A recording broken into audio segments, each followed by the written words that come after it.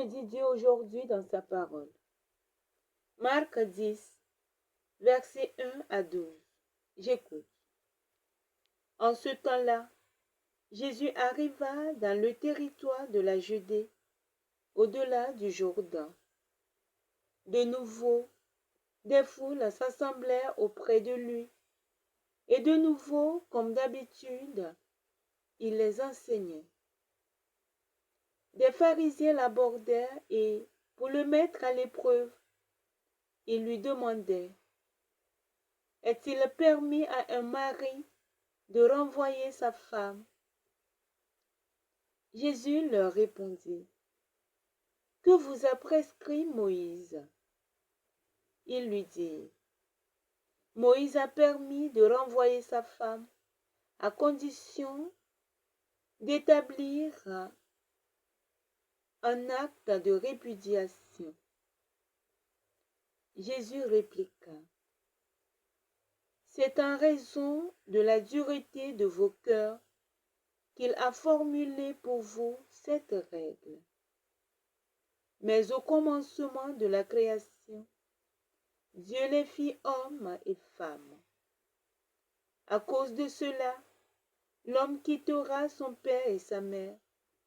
Il s'attachera à sa femme, et tous deux deviendront une seule chair. Ainsi, ils ne sont plus deux, mais une seule chair. Donc, ce que Dieu a uni, que l'homme ne le sépare. De retour à la maison, les disciples l'interrogeaient de nouveau sur cette question.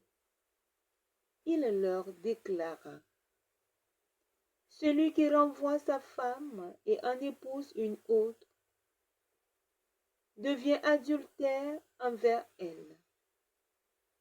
Si une femme qui a renvoyé son mari en épouse un autre, elle devient adultère. Parole du Seigneur. Nous rendons grâce à Dieu. Au commencement, Dieu les fit hommes et femmes. Ce que Dieu a uni, que l'homme ne le sépare. D'où viennent donc les séparations? D'où viennent les discordes et disputes? Ces séparations sont le fruit de la jalousie qui règne dans les couples, des convoitises, de l'orgueil, de l'arrogance. Et le remède à tous ces maux, c'est l'humilité et le pardon.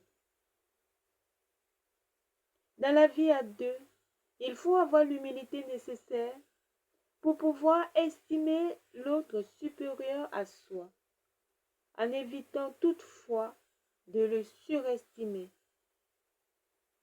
Car le fait de surestimer l'autre est aussi un grand danger qui déséquilibre la vie à deux, qui déséquilibre l'harmonie.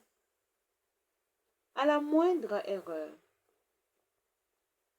ne sois pas celui qui sépare. Ne sois pas celui qui sépare. Sois plutôt un rassembleur. Sois plutôt un réconciliateur, un homme de paix.